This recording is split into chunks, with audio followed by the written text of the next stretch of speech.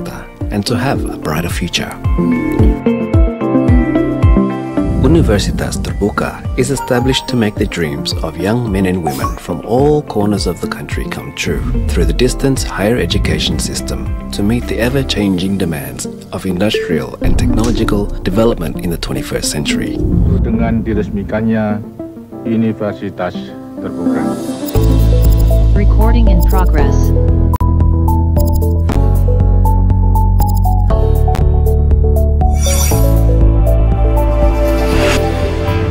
Universitas Terbuka is a pioneer of world-quality distance higher education, which is supported by professional lecturers who are experienced in their own field of expertise.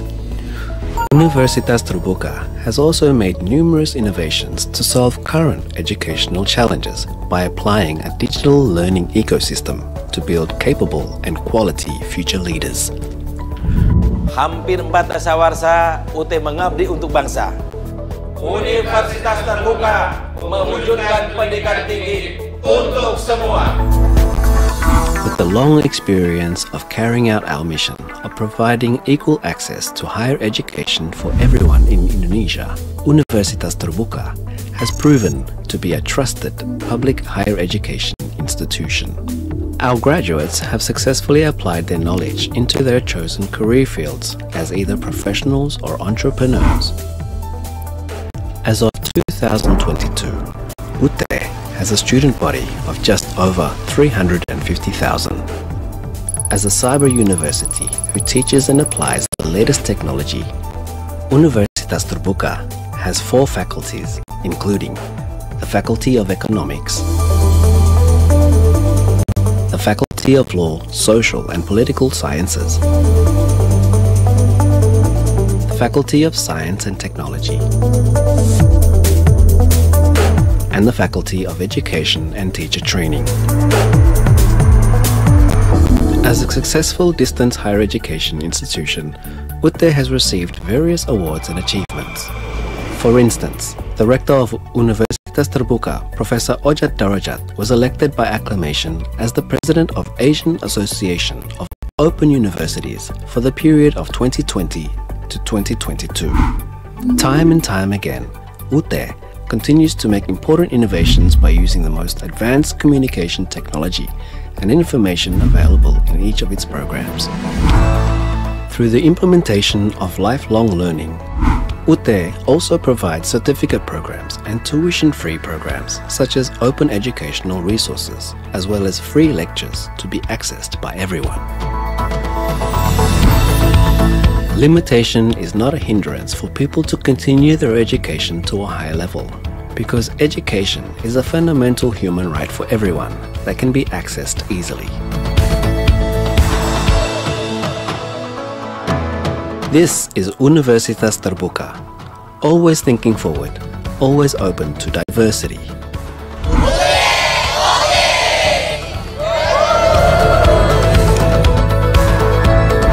Pendidikan tinggi bagi semua anak negeri. Universitas Terbuka menjangkau yang tidak terjangkau.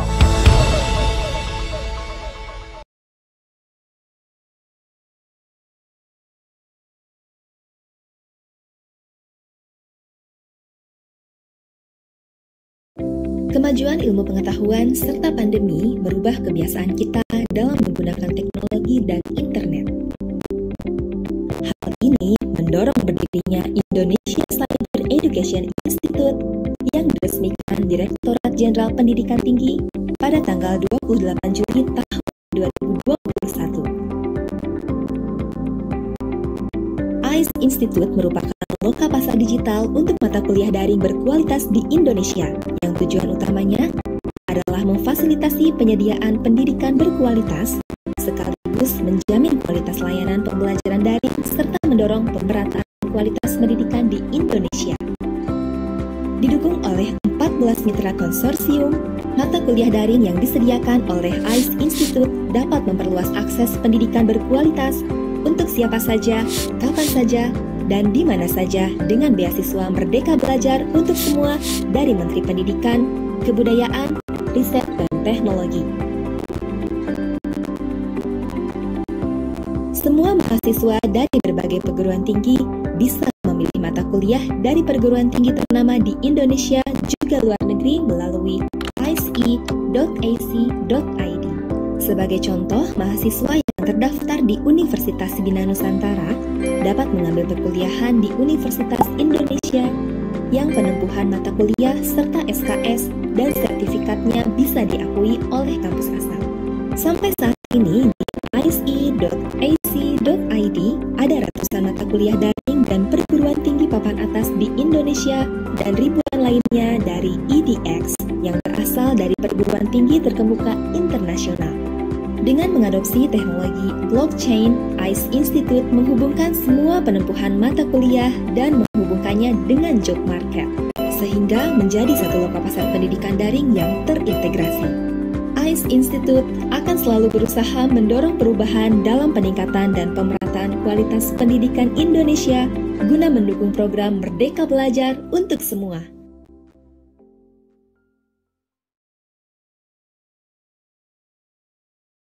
Ladies and gentlemen, may I have your attention please? Our seminar is about to begin. Thank you very much for preparing yourself to join our seminar. Assalamualaikum warahmatullahi wabarakatuh. Om Swastiastu, Namo Buddhaya, Salam Kebajikan. Good morning from Indonesia. The Honorable Vice Rector for Institution Development and Partnership Affairs, Mr. Rahmat Budiman, M.Pum, PhD. The Honorable Head of ICE Institute, Professor Paulina Pannen, M.Ls. The Honorable Mr. Wesley Teacher and Mr. Ahmad from Asian Development Bank. The Honorable Keynote Speaker, Dr. Swati Mujumdar and Alis Putri Lintangsari, SSM.Li, and all the participants of this seminar. Welcome to the 17th Cyber Education Forum held by Indonesia Cyber Institute. Today's seminar topic is Improving Online Learning Readiness for People with Disabilities. My name is Erika Pradana Putri, your moderator for today's seminar. For the next sequence, we would like to call Mr. Rahmat Budiman, M.Pum, PhD, as the Vice Rector for Institution Development and Partnership Affairs to deliver the welcome speech.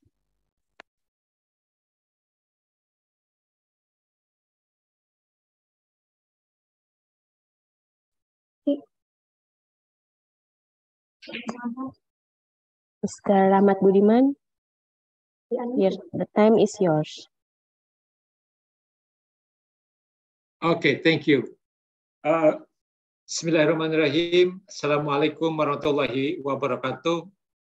A very good morning from Universitas Terbuka Head Office, from the Office of ICE Institute here in Tangerang Selatan, Indonesia. Ladies and gentlemen, thank you very much for attending this very interesting webinar hosted by the ICE Institute. This is the 17th the Cyber Education Forum, and this time the theme is Improving Online Learning Readiness for People with Disabilities. Before we start, I would like to express my sincere appreciation to the committee from the ICE Institute, from Universitas Terbuka and partners for preparing this webinar. Ladies and gentlemen, we all know that everyone has the right to education and work. Then everyone has the right to gain knowledge anytime and anywhere, including for people with disabilities. As reported by the Indonesia Ministry of Social Affairs, there are 1.3 million people with disabilities in Indonesia. When viewed globally, according to WHO, there are 1.1 billion people with disabilities worldwide. Of the many people with disabilities in Indonesia, there are so many facilities that is not fully enjoyed by them. For example, ideal education and training facilities for persons with disabilities. One solution that we can offer to use online learning. Online learning has proven to be more effective for many people, including people with disabilities who often have difficulty with face-to-face online learning mode that require them to attend physically in certain places. So how is online learning is very effective in helping people with disabilities to get education and training. In today's seminar, together we will know what innovations are presented by our speakers, Dr. Swati Mujumdar and Mrs. Alice Putri Lintangsari, to improve learning readiness for people with disabilities. I do hope that this seminar can open our minds so that education can truly be felt by everyone. I won't waste my time, so I must leave it to the moderator and our presenter today to introduce our guest speakers to all of you. Once again, on behalf of the committee and on behalf of the rector of Universitas Terbuka, I would like to say, please enjoy this very interesting webinar. Thank you very much. Wabillahi taufiq wal hidayah. Wassalamualaikum warahmatullahi wabarakatuh. Waalaikumsalam warahmatullahi wabarakatuh. Thank you, Mr. Rahmat Budiman, for your warm welcome speech. For the next agenda, we would like to invite Professor Paulina Pannen, M.Ls, the head of ICE Institute, to deliver the opening remarks. Prof. Paulina Pannen, the time is yours. Thank you, Mbak Erika, and thank you, Pak Rahmat, for a very warm welcome from Universitas Terbuka. Ladies and gentlemen, a very good morning to all of you. Assalamualaikum warahmatullahi wabarakatuh. I think this morning we are very fortunate that we have two distinguished speakers. That is Dr. Swati Mujumdar from University Symbiosis Skills and Professional University in Pune in India, and also Ibu Alice Putri Lintangsari from Universitas Brawijaya. They are both experts, and they are both very well-known researchers in the area of inclusive education. Ladies and gentlemen, ICE Institute is having the tagline called Merdeka Belajar untuk Semua, or Freedom Learning for All. So we are trying to provide our services, that is the online courses, for everybody. And we would like to say that hopefully our service is not limited only to those who are in the city, for example, but also in the rural area and moreover in the remote area. And we would like also our service to include everybody, the handicapped as well as the non-handicapped, the different abilities as well as the regular students. You know, everybody should be included under the services of ICE Institute. That is the meaning of our tagline, Merdeka Belajar untuk Semua, or Freedom Learning for All. And hopefully we can do that through the what we call the assistance coming from the research group, which is head by actually Ibu Nurmawati Subekti from the Dean of the Faculty of Science and Technology, Universitas Terbuka, with several key researchers coming from Universitas Brawijaya, Universitas Negeri Surakarta, and also from BRIN. So hopefully their research will be able to assist ICE Institute in providing a wider services to everyone, including the different ability students.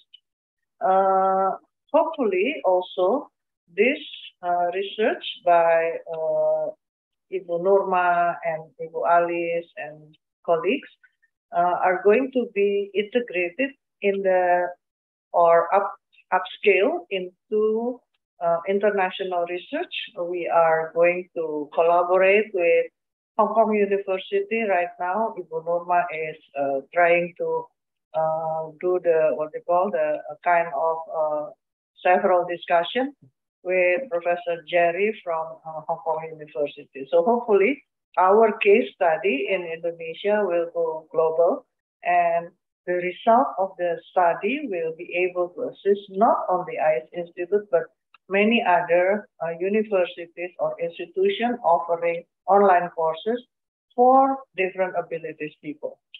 So that is the key point. And we would like to also thank Dr. Swati Mujumdar for being the speaker of today. And we appreciate if Dr. Swati Mujumdar later on will also be able to share with us her experience in terms of dealing with different abilities people, especially in the online education mode. And we would like to also invite Dr. Swati Mujumdar to join our research group, which is continuation of this webinar, and perhaps join the international research collaboration together with Hong Kong University. So hopefully, ladies and gentlemen, we will be able to hear something which is very unique and which is very useful for our day-to-day operation in this new normal situation of education that is what we call the blended learning, the online education, which is already everywhere. But still, we need to take care of our own people which has different abilities. And once again, please enjoy the seminar, and hopefully we can take out something out of this webinar, very important one. And we would like to once again thank the research group and also the presenters for today, Dr. Swati Mujumdar from Pune and also Ibu Alice Putri from the research group. Thank you very much and enjoy the webinar once again. Wassalamualaikum warahmatullahi wabarakatuh. Waalaikumsalam warahmatullahi wabarakatuh. Thank you very much, Professor Paulina for the opening remarks. Ladies and gentlemen, before we start our seminar, let's witness together a profile video of ICE Institute. Merdeka Belajar, Kampus Merdeka, a policy initiated by the Minister of Education, Culture, Research and Technology back in 2020, has paved the way for college students to have the opportunity to take 20 credits outside their major. It aims to encourage college students to master various subjects that matter once they enter the professional world. It will also help them to equip their passion and creativity with a strong academic basis.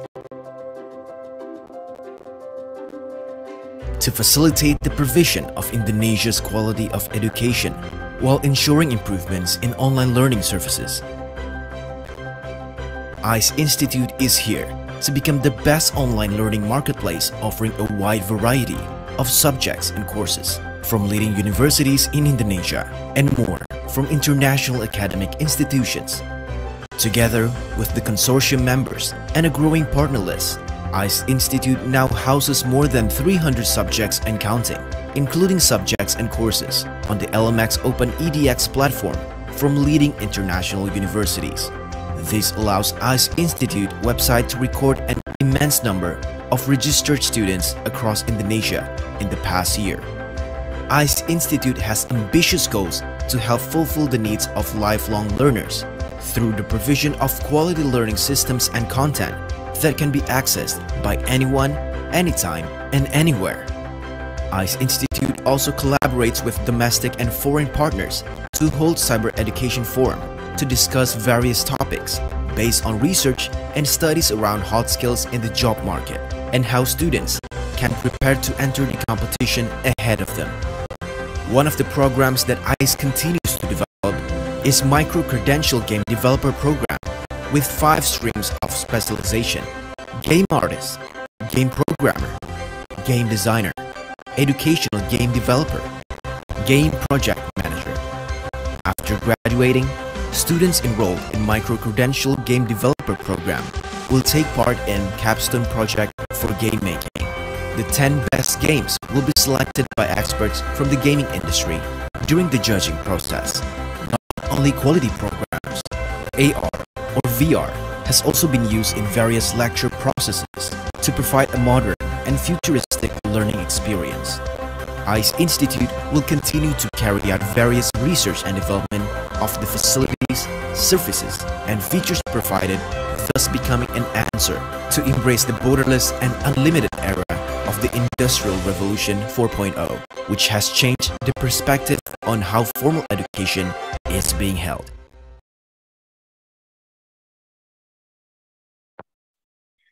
Thank you, committee, for the video. Before we begin the primary session, we would like to invite all the audience to have a photo session together. Please turn on your video, and for the organizer, you may please prepare the configuration.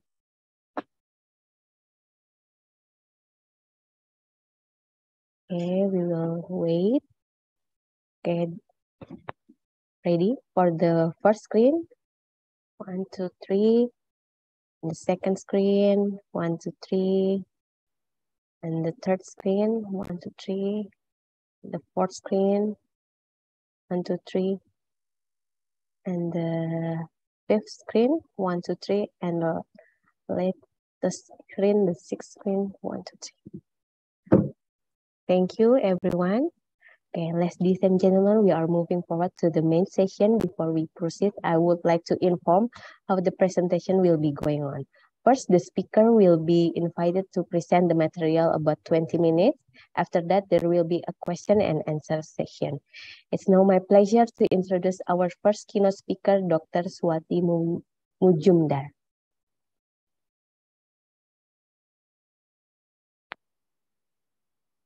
Dr. Swati. Yeah, hi. Good morning. Good morning. I just had one query. How do you get that virtual background on? Because I'm not getting that option. Okay, we will send the virtual background to you by... No, I have the virtual background, but I'm not getting that option in the Zoom for turning it on. Yeah, can you click the option in the video? There is an arrow. Just 1 second. I'm just trying that. Yeah, I got that. Yeah. Yeah. And then if you can choose the virtual background. Yes. Yes. Just give me 1 second. Yes. Okay. But before you begin, I will give an introduction for you. Yes, please. Dr. Swati Mujumdar is an international vocational education or skill development and higher education expert with more than 20 years of professional experience in education and skill development. She has been advising the government of India and state government of Maharashtra at national and international levels on policy-related matters in higher education, blended education model, vocational education, skill development, and distance learning. She is a policy advisor on skill development and self-finance university. For open and distance learning, she has been an active member of ICDE and AAOU and has worked as an elected member of the executive committee of AAOU. Dr. Swati has been nominated as a member of the committee to suggest model of distance and online education for the new education policy 2020 by government of Maharashtra. Dr. Swati, you have 20 minutes to present the materials, and now the time is yours. Okay. Should I put up my own presentation or you will be putting up the slides? If you need assistance, we can share it for you. Okay. Let me just check if I can do it myself. Yes.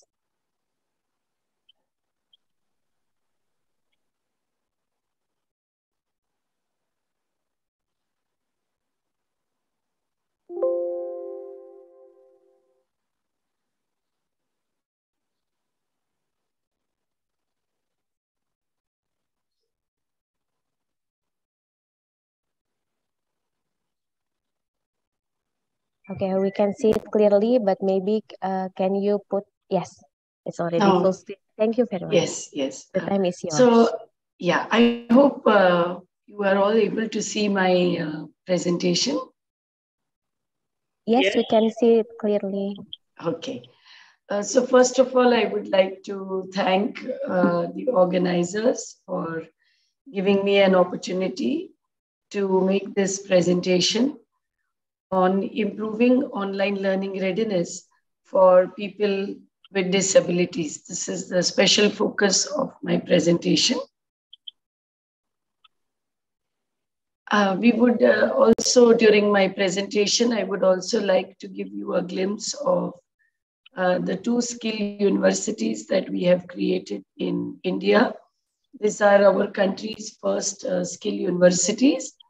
Both skill universities are focusing on imparting education where skills and competencies are developed among students with a special focus on underprivileged girls and also students with disabilities, so that they can become job ready and get into employment quickly.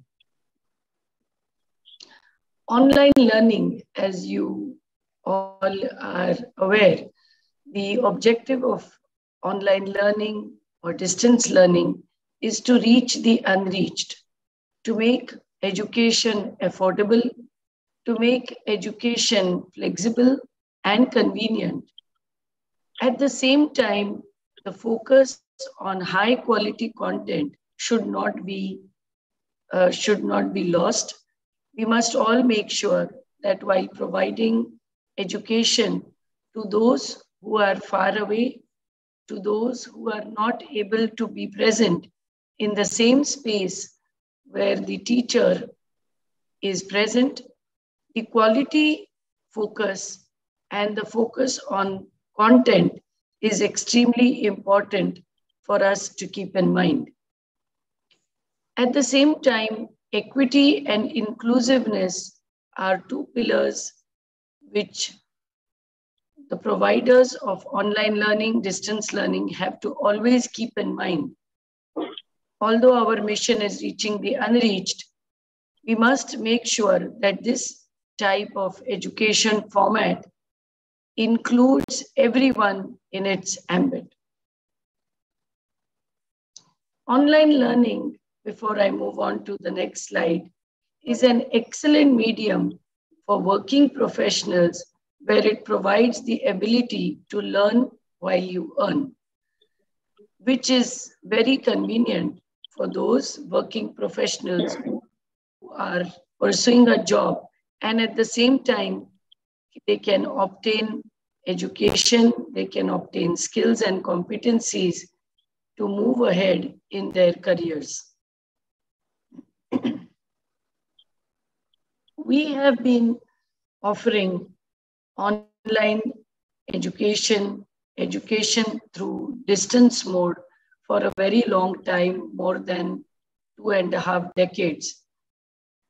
In our pedagogy, we have now moved on to provide mobile-based learning. How this mobile-based learning is different than other formats. Number one, we have gone for bite-sized learning. That is, we have created learning concepts which are divided into small blocks, which are easily understood by the learners. The content is delivered in the form of e-content e-learning material, as well as highly interactive concept videos. These concept videos are again broken down into small chunks.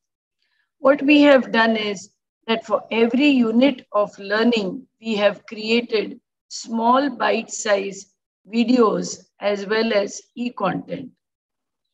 Along with this, we have also created class notes so that the learners can refer to that or even refer to them later after viewing the lecture, which is delivered in the format of e-content or videos.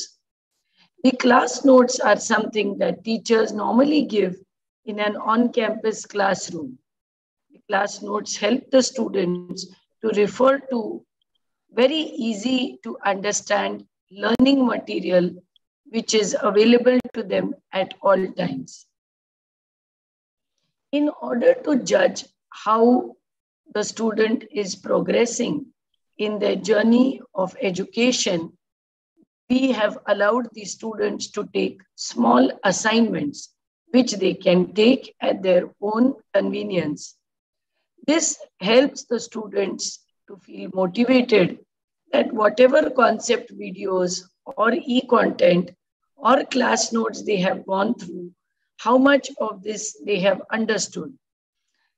It is extremely important in the evaluation pedagogy that we keep the students engaged by continuously allowing them to self-test themselves so that they know where they lack, and at the same time, they also know how they can improve. Similarly, in terms of the evaluation pedagogy, we have used technology to create on-demand examinations. We have developed an assessment engine, a test engine, so that students can book an examination which is e-proctored. So the students do not have to come to the campus. It offers a lot of flexibility for them to take the examination at a location of their choice or even from the comfort of their home or office. The on-demand examinations also ensure that the student is in front of the camera, is e-proctored, and there is no malpractice in the examination going on. We also have developed rules and guidelines around the conduct of the e-proctored on-demand examinations. This methodology of teaching learning is extremely effective for those students, especially with disabilities, who are not able to come to the campus for obtaining education. This methodology is also effective for those students who cannot afford on-campus education. This type of education is delivered on their mobile handsets. As you are all aware that nowadays, every person, no matter where he is located, maybe in a village, also carries a mobile, a smartphone, and therefore delivering education on that smartphone, on their mobile, is a very, very affordable and economical option as compared to requiring students to obtain a computer, be it in the form of a laptop or desktop. In India, we have many students who are extremely poor and who are taking this type of education while they are working at a very, very young age. Hence, this mobile-based learning is very useful because when they are working, they can take out 15-20 minutes of time and go through the concept videos and the e-content, which is in the form of bite-sized learning and available on their mobile. They need not to purchase a laptop or desktop, which they cannot afford because of their economic condition. We find that many women who are also working at home or working in their jobs find this kind of methodology of learning very, very useful and effective.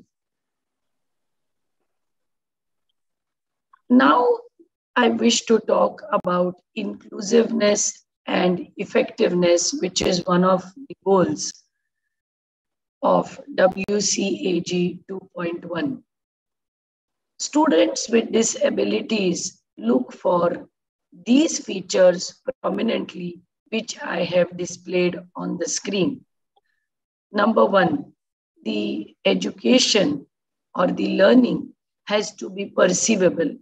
Second, the learning material has to be operable. Third, the learning material has to be understandable. And fourth, the learning material has to be robust, scalable.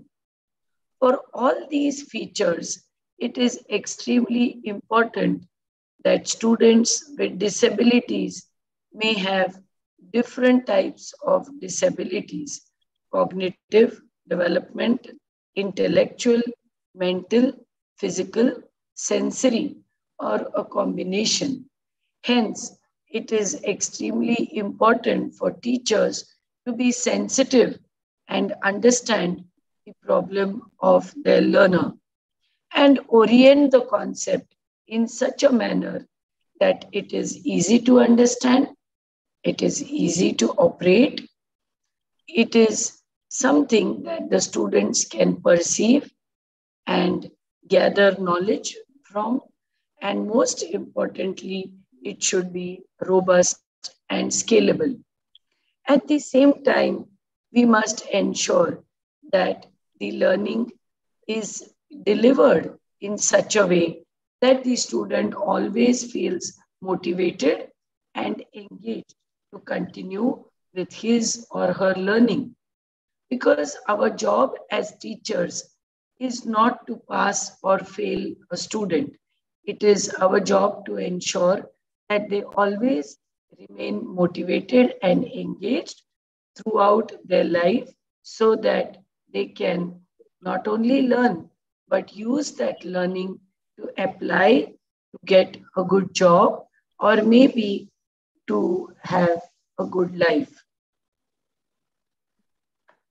Building future skills and competencies with specially designed, customized programs with a special focus on women as well as students with disabilities, also students who are coming from poor families and underprivileged background. In Symbiosis Skills and Professional University, we are carrying out many programs which I wish to share with all of you through this slide. The first program we have is for women, where the girls are basically 10th pass. They have completed their 10th standard and they come from poor families.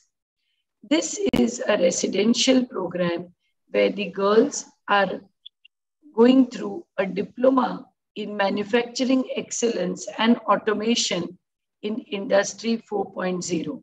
We have a batch of 100 students, girl students, and their fees are entirely covered under the industry CSR, that is Corporate Social Responsibility.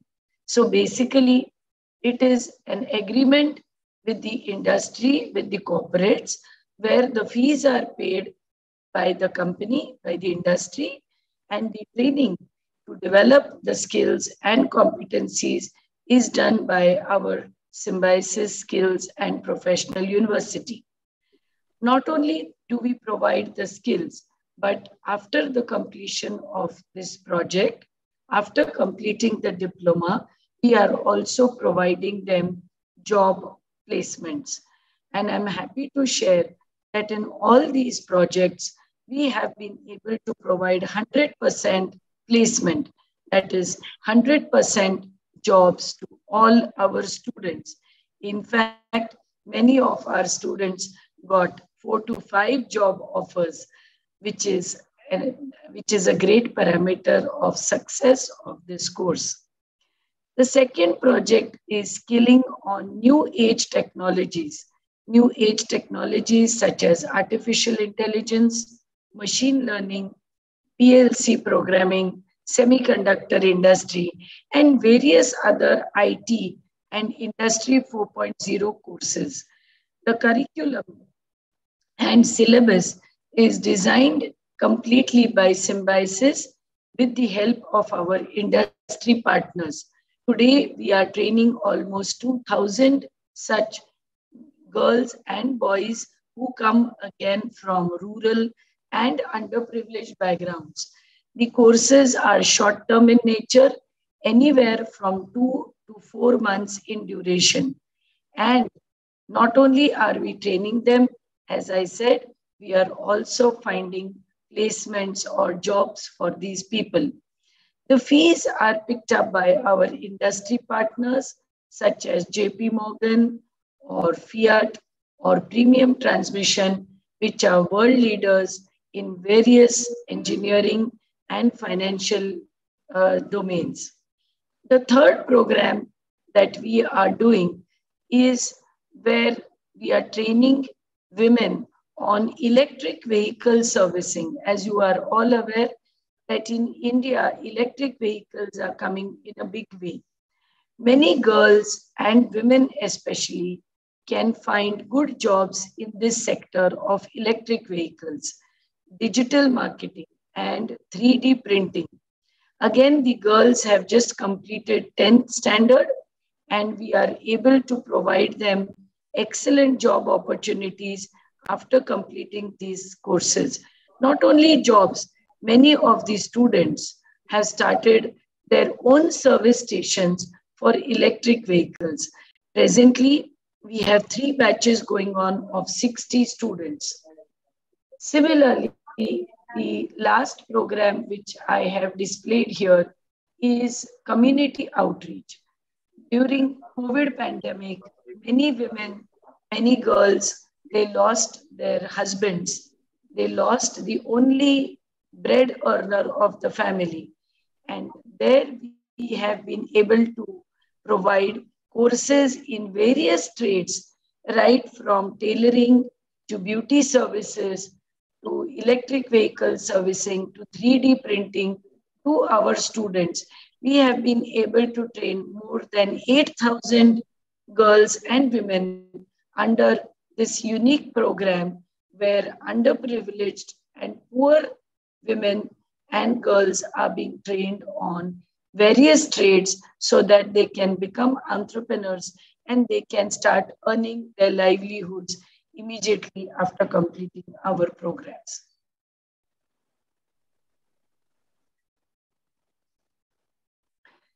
These are a few glimpses of our ongoing projects, which I put forth to you so as to not take much of your time. This is the project I mentioned earlier, which was funded by World Bank, and all the batches who completed this program, all the girls have been successfully placed in various companies and have got excellent jobs. This was in electric vehicle servicing, 3D printing, digital marketing for auto dealers.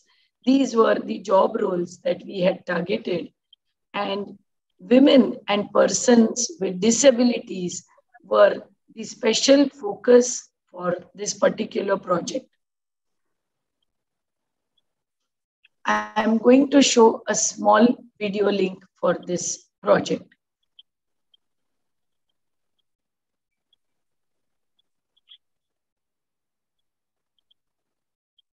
Oh, I'm not sure how to go about this.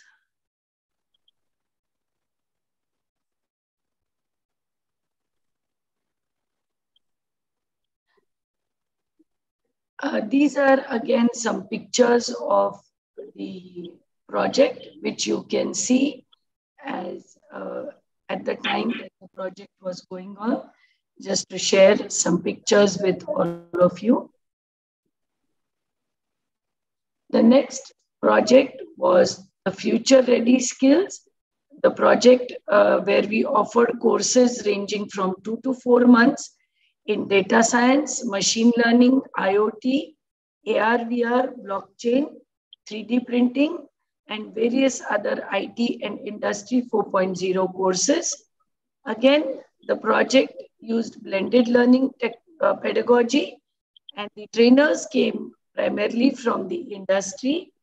There were also various mentors assigned to the students, and post the completion of the training, we were able to not only place the students, but also provide engagement support.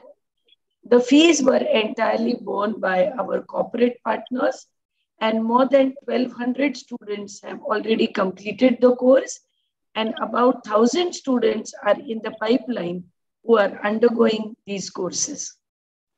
I'm happy to share that the highest package that our student received after completing this course, who came from a very, very poor family, was 14,000 or 1,40,000 INR, Indian currency rupees, which was a very, very high package for the Indian standard. So this is all from my end. Thank you very much for listening to my presentation, and I will be happy to answer any questions that anyone has. Thank you again. Thank you very much, Dr. Swati Mujumdar, for giving us such a very insightful presentation. Dr. Swati, please wait for a while. We will invite the next speaker first before we accepting question from the audience. And for the participant, if you have something in mind, you might type your question in the chat room box. Then later, we will pick 3 questions for every session.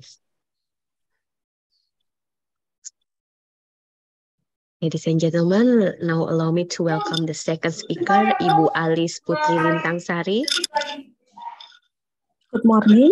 Good morning, Ibu Alice. Good morning, Ibu Erika. Good morning, all of the participants. And also Dr. Swati.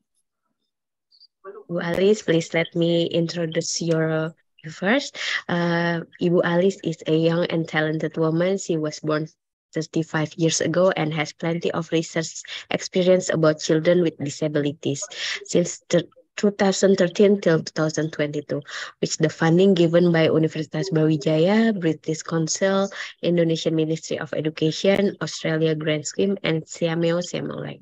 She has published several articles in national and international of accredited journal. In 2001, she has published a manuscript in International Journal of Evolution Research in Education entitled Are Students with Disability Ready for College?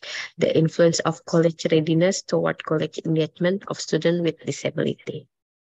Ibu Alice, you have 20 minutes to present the material and the time is yours. Okay, thank you so much, Ibu Erika. Good morning, dear distinguished Dr. Paulina and also Bapak Vice Rector of Universitas Terbuka.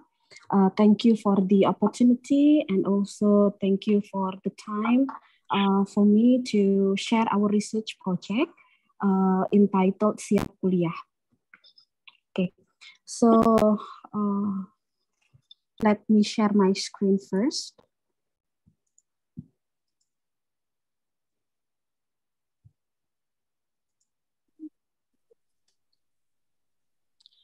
Okay, so the point of our research is try to provide link between the to prepare the students with disability to attend university. So based on our research findings, we found out that there are missing links between the secondary education and the university levels in preparing students with disability to be more ready to college. So today I would like to elaborate my presentation on 4 topics. The first one is the research background, followed by the introduction to Siap Kuliah research project.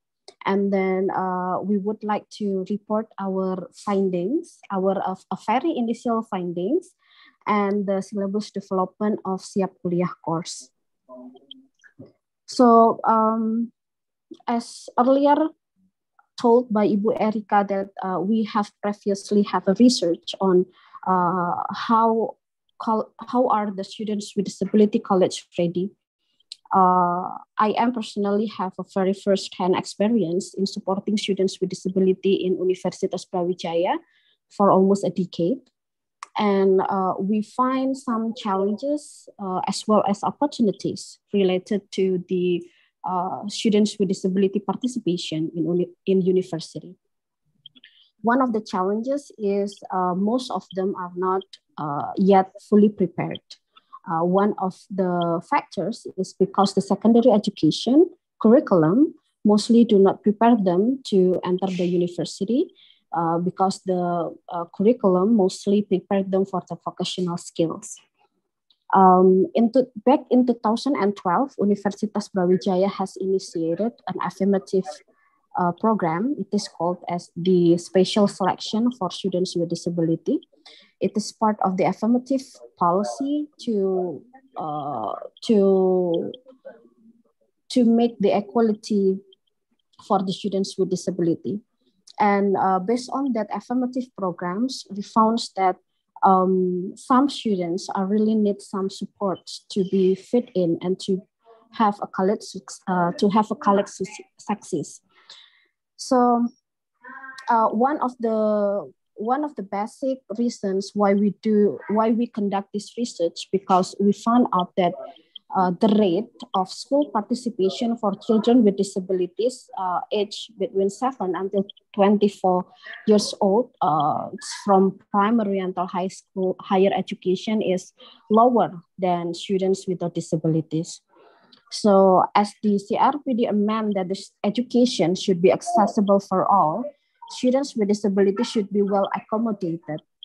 And since 2016, the Indonesian government legally enacted the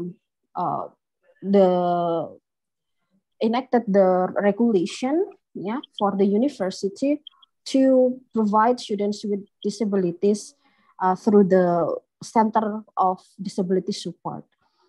Yet, although the university have welcomed the students with disability in college, but mostly they are not prepared to attend in the university. As I previously mentioned, that one of the factors is because the secondary education of special needs schools do not equip the students with disability to college. They are mostly have a program of vocational skill or other skills related, but not college readiness. And the college transition of students with disability is less encouraged. There are no government policies that support the college transition programs. Most of the schools usually have post-school transition, but not for college. So therefore, students with disability facing challenge when they arrive to university due to academic challenges, social challenges, as well as the literacy challenges, specifically for deaf students. So with the support of ICE Institute and Universitas Terbuka, our research team prepare and conduct a research entitled Siap Kuliah Online Course. The point of this course is we want to prepare students with disabilities to be more ready to attend the university. So here are the team members, as previously introduced by Professor Paulina, that the coordinator of this research team is Ibu Subekti Nurmawati from Universitas Terbuka. And then we also have Dr. Insinyur Rinda Novianti from Universitas Terbuka, Profesor Munawir from Universitas Negeri 11 Maret, and I am Alis Putri Lintangsari from Universitas Brawijaya, Ibu Hamama from Universitas Brawijaya. We also have the research team from ICE Institute, Bapak Basuki Harjoyo, dan juga and also Ibu Heni Kurniawati from Universitas Terbuka. And we also have a member from Research and Innovation Agency, Bapak Anggi Afriansa. So we implemented AD method, analyze, design, develop implement an evaluation method, which consists of 6 stages. But in the very first year, so we are actually in our first year, we start from stage 1 until stage 3. This research is planned to have 3 years funding, and all of the next stage will be implemented in the next years. So we start from the need analysis and then design from the result of the from the result of the need analysis. We design the course outline and the course syllabus, and then we develop into the module as well as the video learning video. In the need analysis stage, we implemented nominal group technique. So it's kind of a focus group discussion with several stages. We invited 19 participants that consisted of 4 alumni of deaf students, 3 alumni of deaf students, 4 alumni of blind students, 4 alumni of students with physical disabilities, 4 teachers of special needs schools, and 4 lecturers. So we invited these participants because we think that the alumni of the students who are currently being a success persons must have an ideal characteristic for the students with disabilities to have to success in college. And we also would like to have the voices of the teachers of the special needs schools to prepare the course outlines, as well as the lecturer. There are 3 steps in nominal group technique implementation. The first one is the silent idea generation. So we invited the participants to respond to the question that we asked them. The question will be about the question is about the challenges they faced when they attend the university. And then from the teacher perspective, we asked them what are the challenges facing the teachers when help the students preparing to college. And then from the lecturer's perspective, we elaborate their perception. What are the challenges when they facilitating students with disabilities in their classes? After these ideas came, then we bring out these ideas in the step 2, series ideas of discussion, when we ask them to elaborate more about the ideas that they have been that they have been sent in the step 1.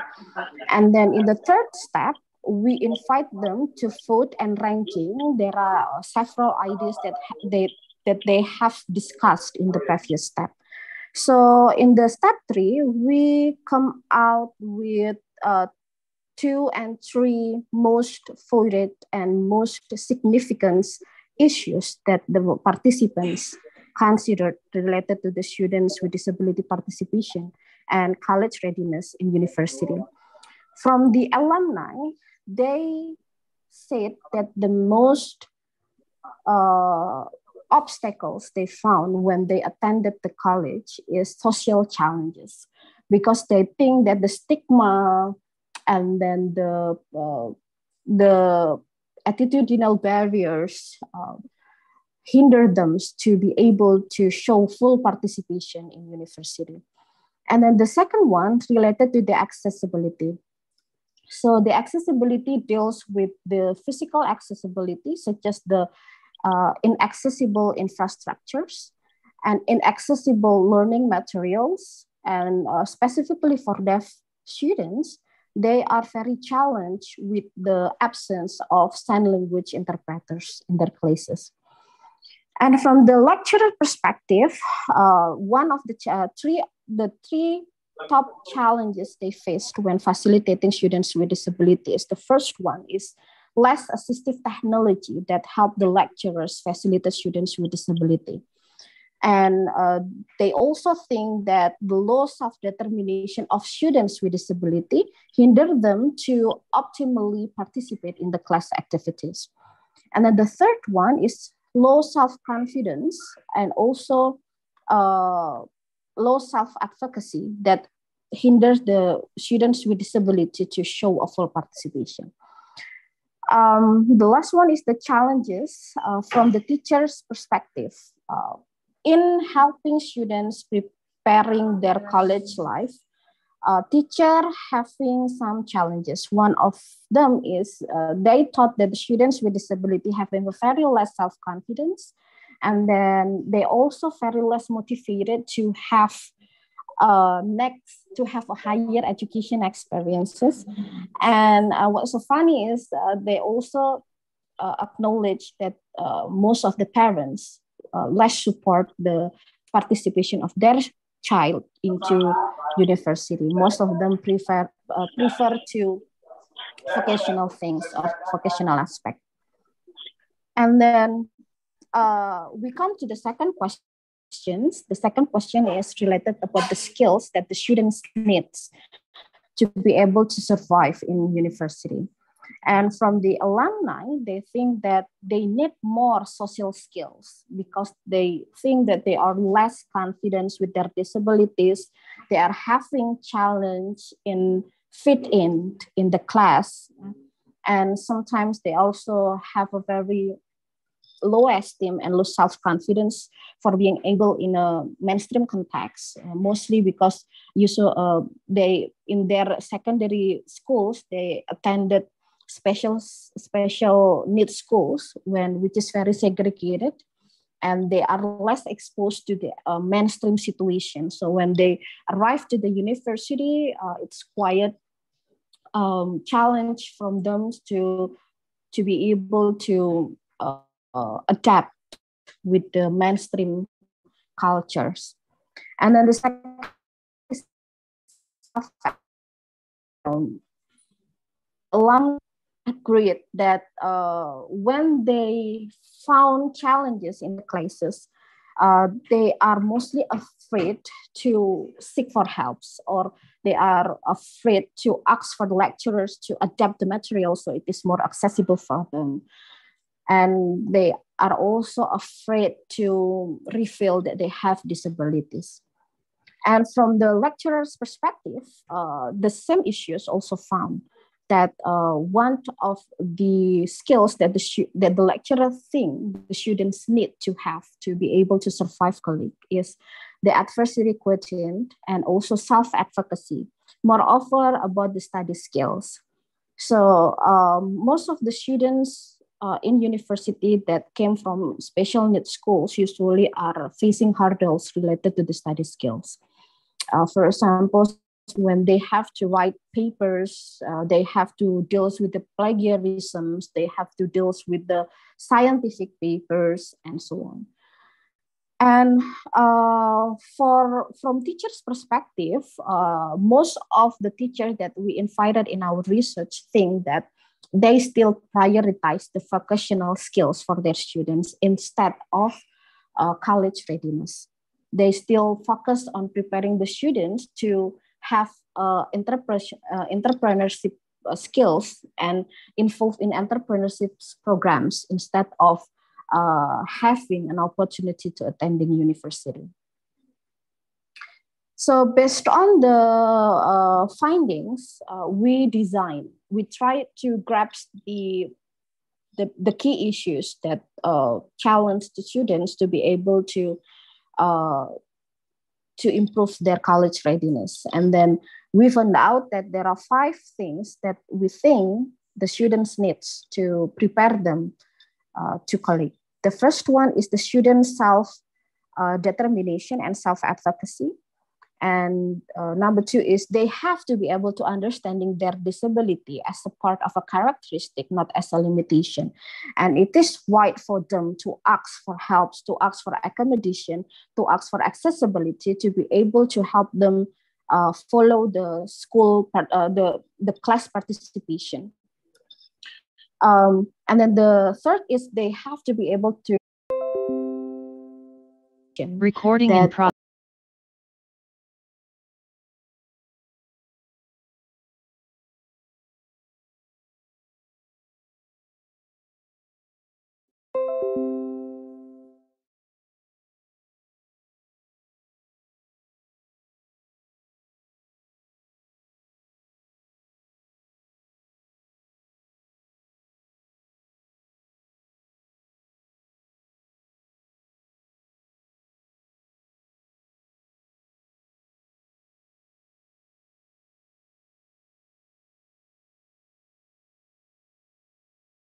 Recording in information progress. and technology, and we try to the meditation that they have a various options to learn. And also, we also provide the profile of the students with disabilities that have successfully worked in some professions. And module 5 talking about the determining collect fit. So it's talking it teaches the students to help them finding the perfect academic majors that fit to their strength and weakness and also their preferences. And module 6 talk about the attending class in university. We would like to give them orientation that when you came to the university, you will have a very mainstream situation. You will have lecturers which is different in other classes, and you will have friends who also different in other places. What kind of study skills that the students need to equip, yeah, and what the study skill that the students need to prepare before attending the college. And module 7, it's more about the review and the wrap up, and also a post test to know how far these materials help the students to be more college ready. And the second one, we're recording the lecture video. So in the picture is our team research, Ibu Nurma. She presenting about the overview of the module. And the third is tailoring the course in ICE Institute. So after all of the module, the exercises and the video has been made, we will put it in the ICE Institute so it would be accessible for the students. So the next plan that will be the next agenda in the next year research. We will have small scale tryout. So we will collaborating with schools to apply CEF kuliah course as the college transition programs. And then after that, we will do evaluation.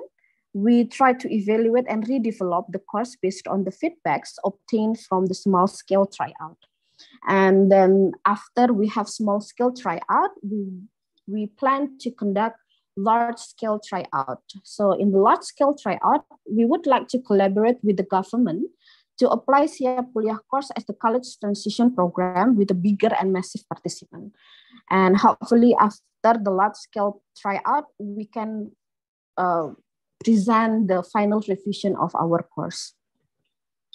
Okay, so I think that's all about my presentation today. I would like to have your suggestion, feedback, and comments for our research project. Hopefully it will be beneficial for all the attendees. Thank you so much. Ibu Erika, back to you. Thank you very much, Ibu Alice, for giving us such a thoughtful and captivating presentation. Okay, ladies and gentlemen, now it's time for us to start the question and answer session. The organizer will display the question from the audience.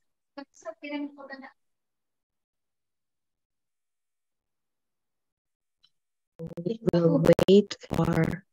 Okay, we already have several questions in the chat box. I will read one by one while waiting for the organizer. Okay, we will wait the share screen. Okay, the first question is for Dr. Swati Mujumdar.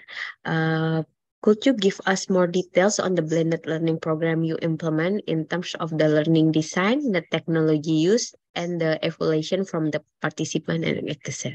From Mr. Triatmoko.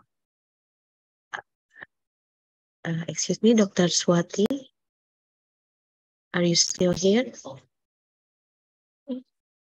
Maybe we will next. Yes, okay. I'm still here. Okay. Yeah. Can you kindly repeat the question, please? Okay, we will share it again. This is question for you. The question is, could you give us more details on the blended learning program you implement in terms of the learning design, the technology used, the evaluation from the participant, etc. From Mr. Triatmoko. Yes. Please, Dr. So, Swati. yes. So, number one, when I say that it is a blended learning program, I hope you can hear me. So in the blended learning format, we use both face-to-face as well as the online learning formats. Now, many times in the online learning formats, it is difficult to develop skills of students because, as you know, that for developing skills, the students required to actually practice with their own hands, as they call it, experiential learning or learning by doing. So it is extremely important that there is some face-to-face component where the actual skills, physical skills of the students can be developed. Now, in many courses where, especially IT courses like artificial intelligence or other courses, complete online pedagogy is possible. Now, in this case, we follow a project-based approach. So from the first day, instead of taking theory classes separately and skill classes separately, what we do is we follow a project-based approach where the project itself is designed together with the industry partner, and this project or the case study is given to the students, and they start working on the project or the problem statement from day one. Now, this really helps them to apply what they learned. In conventional education system, what happens is, and I'm sure all of the teachers on this forum will agree with me, that in conventional education, the theory classes are taught separately. Then the students go to the laboratories, the labs, or where they practice what they learned in the classroom on the machinery or the equipment or certain experiments. So there is always a disconnect. But in the world of skill development, especially in our skill university, 70% of our focus is on learning by doing, or what is commonly called as experiential learning. What I have done is, in the credit system, I have given 1 credit for every hour of skill class. I have designed a separate component called skill class. Just like theory class or practical class, there is also a skill class. And in the skill class, we have designed skill activities which are an extension of the practical. I will just give a quick example if you allow me. For example, in physics, if you are learning Ohm's law, then in the practical, the teacher demonstrates how the Ohm's law is actually conducted, and the student learns from the demonstration of the teacher, and they can try it with their own hands and effectively perform the Ohm's law experiment. But in the skill class, if he is an automobile engineer, then we need to teach him how the Ohm's law actually applies when you, as an engineer, go to do engine design or chassis design. Then how do you apply Ohm's law actually when you go to design the car? Another simple example I can give you is if you are learning car driving. So maybe in the first class, your teacher will show you where is the accelerator, where is the brake, what is the wheel. He will demonstrate to you also how to hold the wheel and how to drive the car. So that is a practical. But unless you sit on the car seat and you press the accelerator and brake yourself, you cannot learn car driving.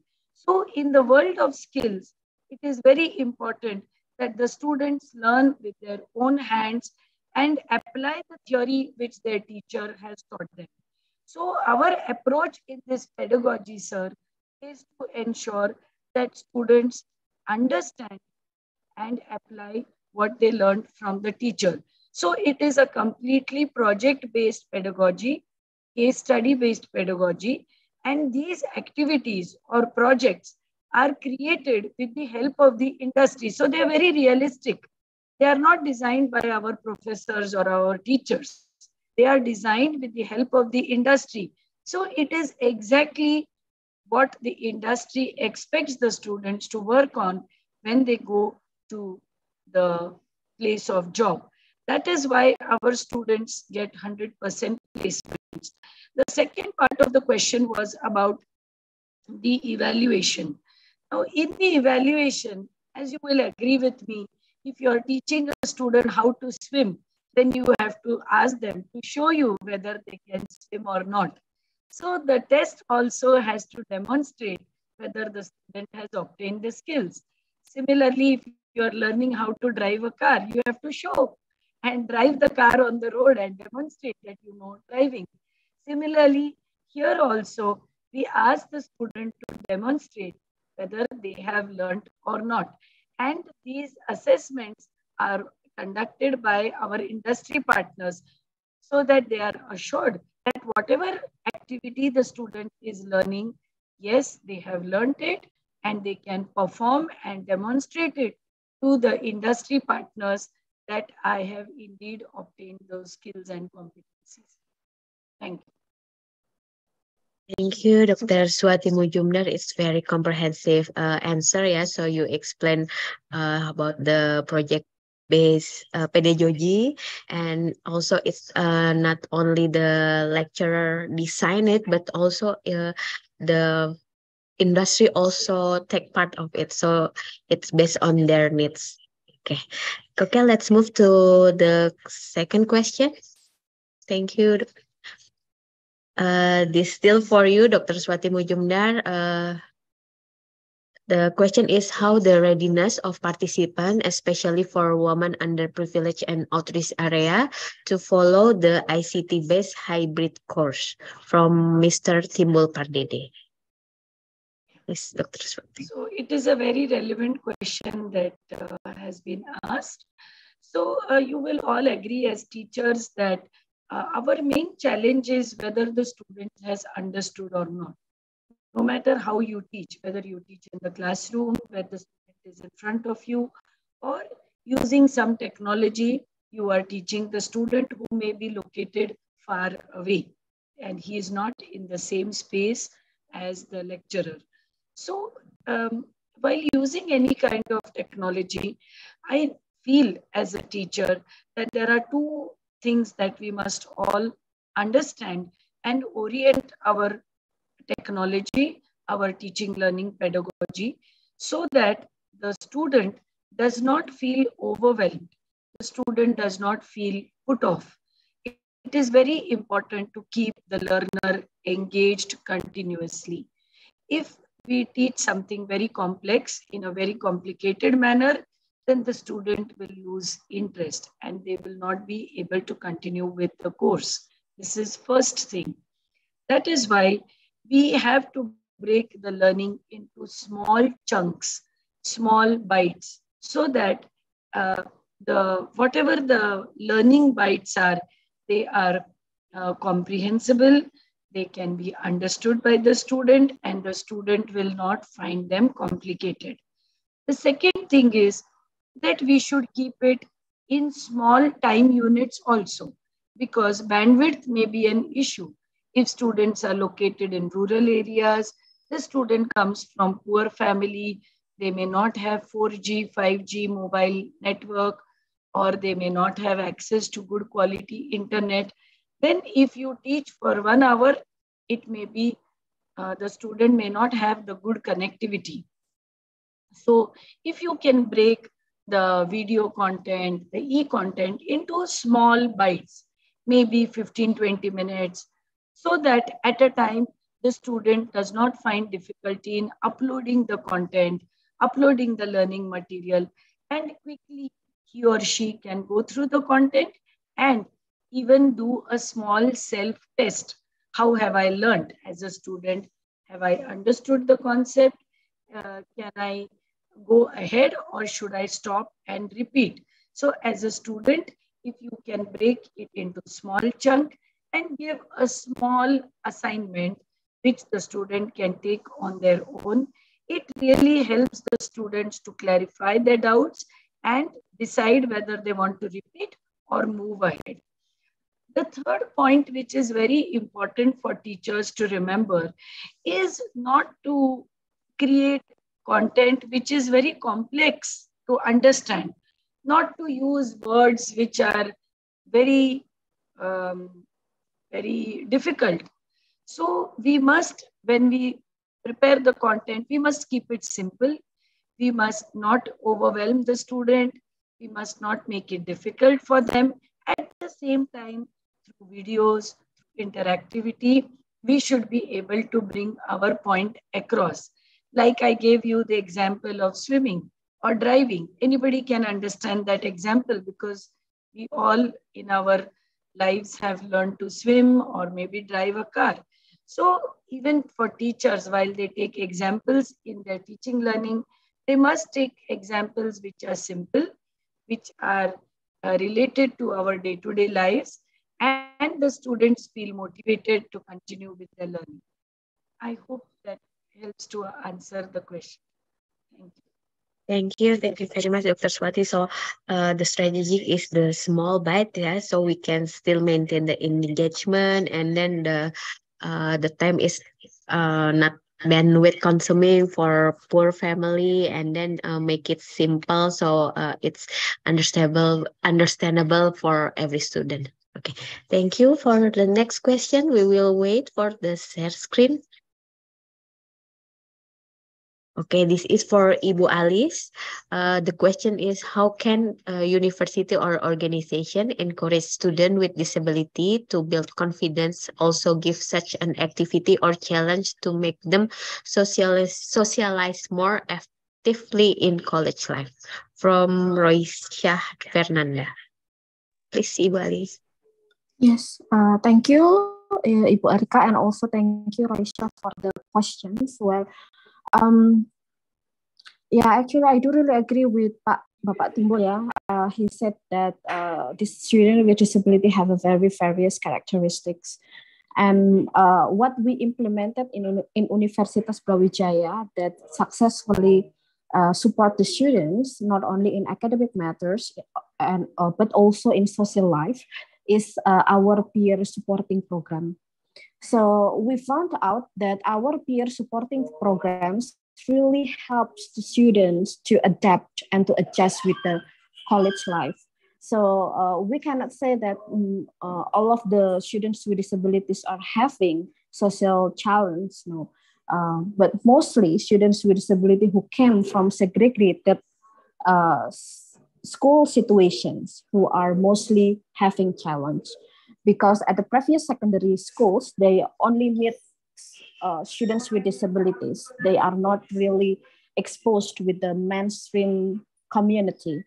So when they attend college and they have peer supporter, so the peer supporter, this peer supporter is also students at Universitas Brawijaya who trained to be peer support. They have to attend the disability awareness and disability support etiquette training programs to be able to support students with disabilities.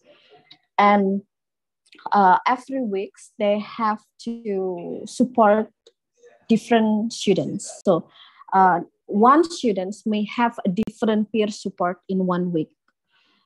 It exposed them with a lot of characteristics, not only for students with disabilities, but also for the students without disabilities. It helps to encourage and to instill the inclusive cultures.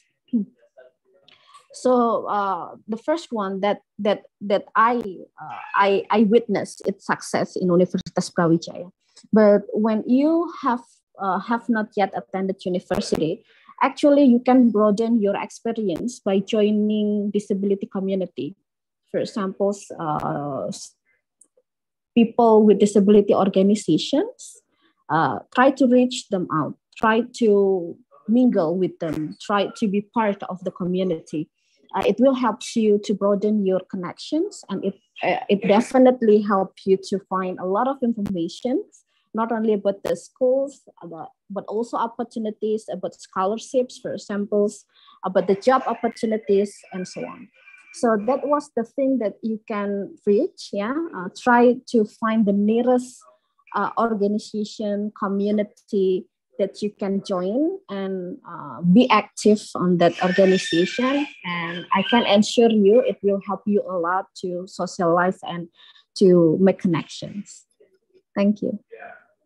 Thank you, Ibu Alice, for the answer. So you share the experience in Universitas Brawijaya about the peer supporting program. But if people not yet come to the college, so you can find a community near your home, maybe, so you can find any support. Okay, we will move to the next question. Thank you once again, Ibu Alice. Please wait. Okay, this one is also for you, Ibu Alice. So I will read it in Indonesia and English. The first one, apakah modul yang dikembangkan adalah modul untuk bahan ajar mandiri seperti modul UT, dan apakah ada perbedaan pendekatan learning strategi dengan course pada umumnya dari Bapak Timbul Pardedi? So you in your presentation you share about you develop the syllabus. Now, is it can be studied independently by the student, and is there any differentiation about? Wait, I will ask them to share screen again. The differentiation. Okay, and is there any differentiation between the learning strategy that you develop with another course, with other course? Please, Ibu Alice. Okay, thank you for the question, Bapak Timbul. Yeah, well, actually, we develop a self-access module like provided in Universitas Terbuka and also in ICE Institute, because we do believe that by doing this project, it will make the Siap Kuliah course more accessible and can be accessible for a wider context and wider participants. When we talk about disabilities, we also recall this adagium, nothing without us is about us. So one thing when we develop this course, we ensure that we involve students, we involve disability specialists. So we have to know their perspective from themselves. We have to know their voices. We have to know their real challenge. We have to know their real necessity related to their college preparation programs. And we applied person-centered strategies. In our course, we invited students with disabilities who learning in a college. So our anticipated students will have a real representative of the students with disabilities who really studying in the college. So they will learn from the students about the experiences, about the situation, and the things that the students need to prepare. So one person-centered strategies that we try to implement it is by conducting or developing the learning materials based on the real profiles of students with disabilities who has successfully success in a college. And we would like our anticipated students learn from the profiles, from the role models of the students with disabilities that we spotlight in our module. And well, in the next plan, we would like to have a kind of a hybrid and blended learning strategies. When we collaborate with schools, it will allow us to have that kind of programs. But meanwhile, in a mainstream plan, we only provide the online mode. Yeah, so I hope it answers the question. Thank you. Okay, thank you very much, Ibu Alice, for the very comprehensive answer. We still have 2 or 3 questions. Please wait. Okay, this is for you both, for Dr. Swati Mujumdar and Ibu Alice Putri Lintangsari as M.Li. A student with disability has a wide variety of forms. One of them is the deaf group who need to use sign language. Based on experience so far, how do educational institutions deal with or serve them? Using sign language interpreter, such as human, or are there any tools such as application or machine that can be used for instructional teaching learning purpose? If there is a classroom online or on-site, how about the ratio from teacher and students? From Mr. Muhammad Toha. Please, maybe I will give opportunity to Dr. Swati Mujumdar first, and after that, Ibu Alice Putri Lintangsari. Yes, so I agree, because it is a challenge to teach students with disabilities, including those who are unable to hear, who are deaf. Educational institutions do have to deal with this challenge as well. So we must see how we can display our instructional material so that those students who cannot hear anything but they can see it, then the instructor maybe can explain to them in sign language how to conduct that activity. So this may be a way for the instructor.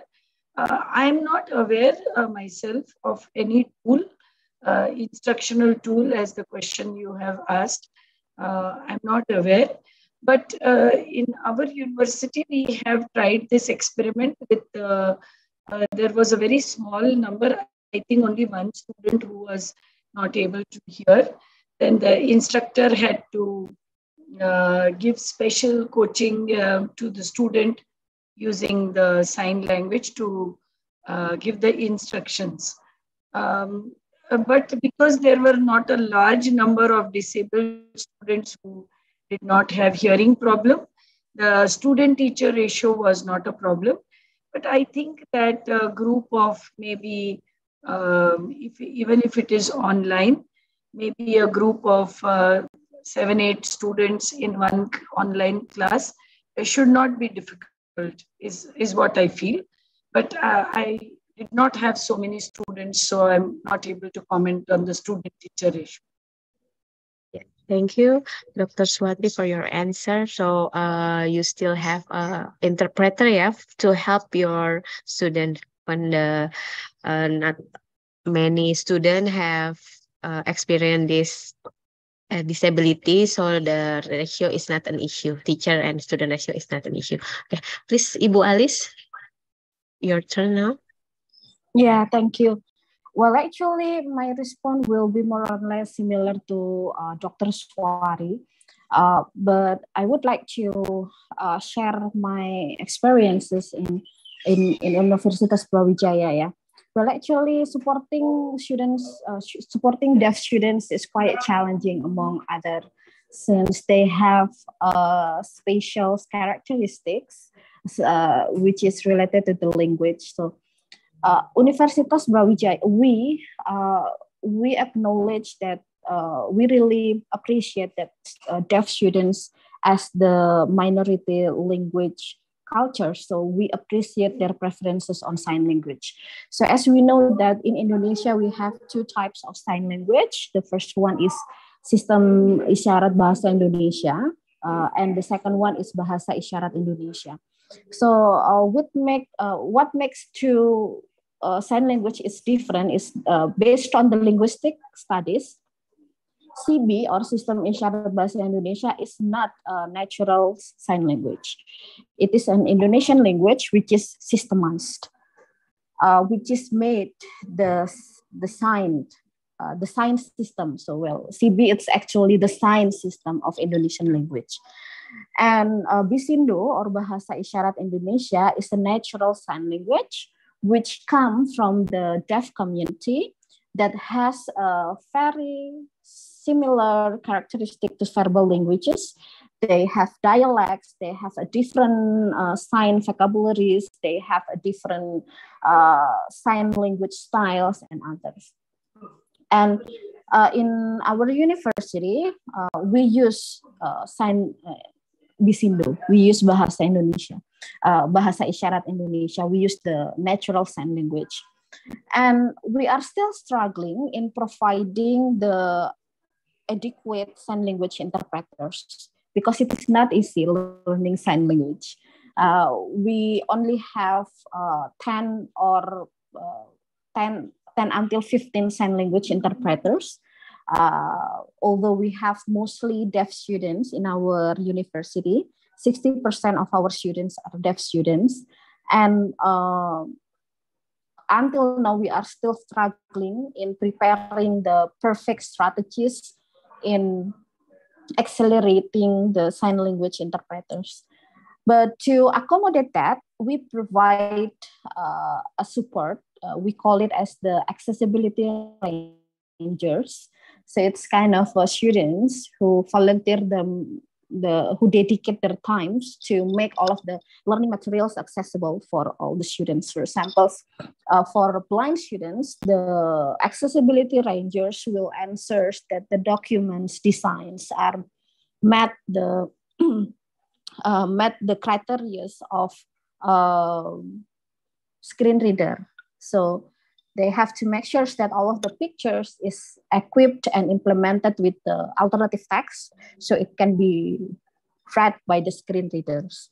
And for the deaf students, all of the audio materials should be implemented by the captions, subtitles, and also the transcript.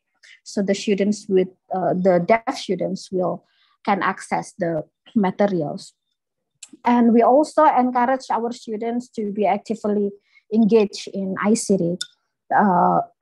They usually use web captioner website to help them to turn audio into text.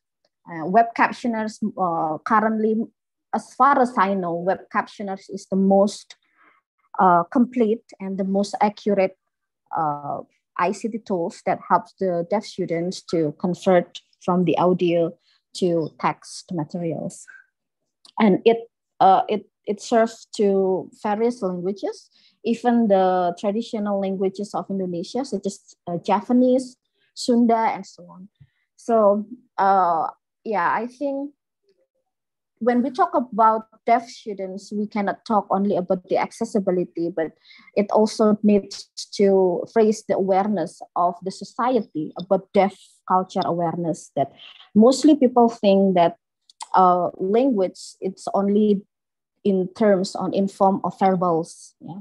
So when the deaf students cannot produce sounds, they consider as a languageless community. In fact, they are not. They have their own languages. It is a sign languages. So when they come to the university, one that I really found out is they are really challenged with Indonesia literacy, because they mostly, historically, they are experiencing language deprivations, since there are actions of language normalization, and they do not have time to develop their first language in sign language. So it is a very big words. We have we do really have support deaf students, not only in the matter of the academic situation, but also in the social and cultures. We have to acknowledge their preferences in using sign languages. We have to acknowledge their preferences in communication, because not all deaf students are preferred to communicate in sign languages. Yeah, they also sometimes they prefer to communicate in oral, using oral, and they still want to talk. And those who prefer to use sign language also have preferences, whether they want to use Indonesian sign languages or they want to use Indonesian sign system. So yeah, so we have to be open to that preferences, to the students' preferences and the students' characteristic, and to be able to provide the appropriate services and appropriate support that meets their needs and also their preferences. Thank you. Thank you very much for your answer, Ibu Alice. Very interesting that Universitas Brawijaya have disability rangers to support disability students. Okay, thank you very much. Once again, we still have 2 questions. We will wait for the screen. Okay, this one is for Dr. Swati Mujumdar. How is blended learning planned with a design that fits the content and context of learning? Does blended learning provide an innovation that can turn abstract material into concrete and the process of its application? To what extent does blended learning have weaknesses in the learning process? From Mrs. Fat Dewi Ahmar. Just give me a second to read the question again so I can answer properly. Okay, please share it again. Dr. Swati will read it. Yeah.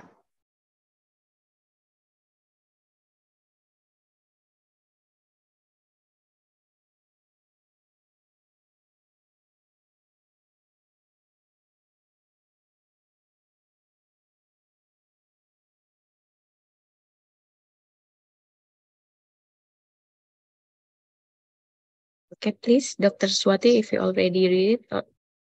Yeah, laptop. You still Are you able to hear me now? Yes, I can hear you now. Okay. Yeah. So first of all, I wanted to say that blended learning has its advantages as well as certain weaknesses, as the question itself says. So while having blended learning, it is very important that we focus on who is the target audience. It depends, the design itself should fit the requirements of the target audience. And number 2, it should fit what is the outcome that is expected from that learning process. Many times as teachers, we get carried away only in the design. I personally feel that the design has to be suitable to what is the outcome that we are trying to achieve. The second part of the question is, does blended learning provide an innovation that can turn abstract material into concrete in the process of its application? The answer is yes, absolutely, because when you follow a blended learning approach, the idea is not just to use technology. The outcome has to be reached, as I repeat again. So number 1, technology has to be used so that you can bridge the gap that is there between the teacher and the taught, that is the learner. Number 2, when you use blended learning approach, we have to first understand what is the outcome that is expected. Give a quick example of what I'm saying. Suppose you want to teach somebody how to swim. Then you might show him a video. You might even give some theory in the form of some e-content. But unless you actually put the student in the swimming pool, he is not going to be able to learn how to swim. So blended learning approach should be a combination of classroom, physical, application-oriented, as well as technology-oriented teaching. All of us during COVID have been taught a good lesson during the COVID pandemic, that technology can be used beautifully to bring across our concepts, to bring across our outcomes. Even in our institution, we use technology to actually get our theory converted into application. But it does have some weaknesses. In certain cases, the skills, especially those skills that are around dexterity skills, where you have to learn by doing, can only be delivered if the student actually does something with their own hands. At the same time, if there are other skills like analytical skills, programming skills, maybe cognitive skills, some part of it can definitely be delivered online. However, in some instances where you expect the outcome that a student should be actually able to open something, put it together, do something with your own hands, there you will have required to keep a face-to-face component where student actually gets to try things out with their own hands. So yes, using technology can help us as teachers to bridge the gap, but it all depends on what is the outcome that you are trying to gather from that particular experience. Thank you. Thank you. Thank you very much for your answer, Dr. Swati. We will proceed to the next question. This is the last question for both of you, Dr. Swati and Ibu Alice. So, what type of assessment suitable for self-paced exam, especially for disabilities, from Mrs. Liani? From Miss Liani. Thank you. So maybe we will give opportunity to Ibu Alice first. Please, Ibu Alice. Okay, yeah, thank you. Well, I think when we are talking about self-paced exams, what I did usually to my students is like just kind of a review, such kind of a close reading assignments, and also yes or no questions, or sometimes multiple choice. Well, actually, I have a various types of assessments in my classes, yeah, and I think it also applied to the self-paced exams. But things when we are talking about disabilities, we have to ensure the accessibility of the exams. We have to ensure that our exams in various types of forms should have met the accessibility criteria. For example, if you have students with visual disabilities in your classes, then you have to make sure that the exams should be accessible for them. You have to make sure that any visual information in your exams is equipped with alternative text, so it can be accessed by the students from their screen reader. If we use kind of software, for example, such as Google Forms, quizzes, and other software, we also have to ensure that it is accessible for them. And if you have students with hearing disabilities or deaf students, then you have to be able to make sure that the materials are also accessible for them. They usually are quite struggling with the sophisticated terms, yeah. And if you have students with intellectual disabilities, then you have to make more simple exams. For example, put it in a chunk, because they are usually have concentration span. So we can chunk the assignment into some parts, so they can focus on working the assignment based on their concentration span. Well, for myself, I don't think I have recording in progress assessments for self-paced exams. We can use various types of assessment, but things that we talk about the disabilities, we have to ensure that our exams are accessible for the students with disabilities, and we have to ensure that we can provide accommodations, reasonable accommodation for them, so they can perform the exams as optimal as possible. Thank you. Thank you for your answer, Ibu Alice. We move to Dr. Swati. Please, Dr. Swati. Yes, so the assessments, again, for the whole learning to be effective, it is very important that the assessments are linked to the outcome that is going to help our students to become an entrepreneur or to take up a job. So the focus of the assessment is to test whether the outcome as expected by the industry, by the company, is achieved or not. This is the first point I would like to make. The second type of answer that I would like to give is that assessments should always be self-paced so that we not only encourage and motivate the student, keep the student engaged, but at the same time, the student can self-assess whether he or she has learned and has been able to meet the outcome that was desired. We must go in step-by-step fashion.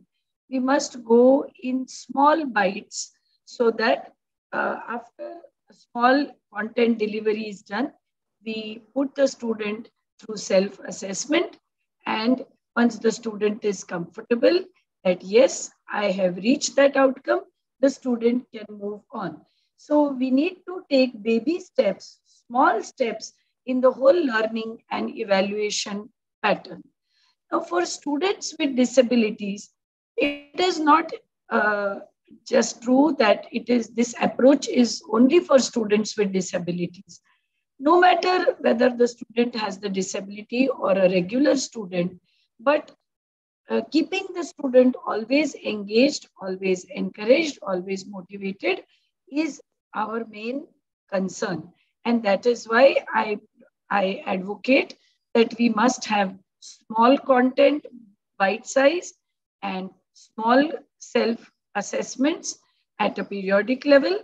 And third, the outcome of the assessment has to be matched to what the industry or the company is looking for, not just something which the teacher thinks in his or her mind that is good.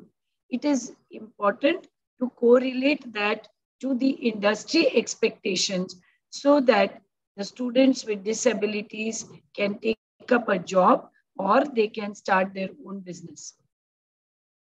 Thank you. Thank you. Thank you, Dr. Swati, for your answer. That's wrap up our Q&A session. We would like to thank the speaker for the informative and interesting presentation and all the participants for the participation. Ladies and gentlemen, for your information for getting certificate, please filling out the feedback form with the link that the organizer has given in the chat box. And before we end this event, we invite Ibu Eka Julianti Eskom M.Sc as the ICE representative to award the certificate to the speaker. Okay. Thank you, Ibu Erika. Dear Dr. Swati and Ibu Alice, thank you for your time and your sharing today. We believe your sharing that has been provided for us.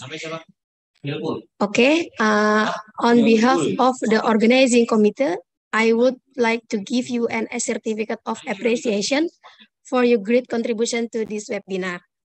Please.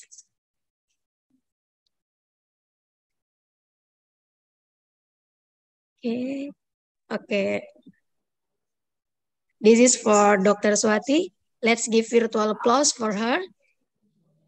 And this one, certificate for Ibu Alice. Please accept it with our sincere gratitude. Let's give a virtual round again. Applause for our speaker today. Thank you. Thank you, Dr. Swati. Thank you, Ibu Alice. See you later. Thank you. Thank you. Thank you very much. Thank you so much. Nice to meet you, Ibu. Thank you. Thank you. Thank you, Mrs. Eka, Dr. Swati, and Ibu Alice. Finally, give the applause once again for the speakers, organization, and for all of us. Thank you very much for your participation for today's seminar.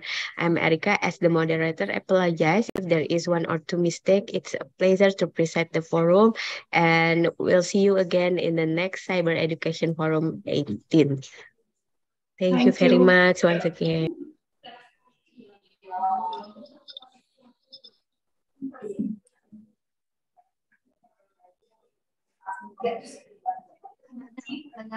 Thank you.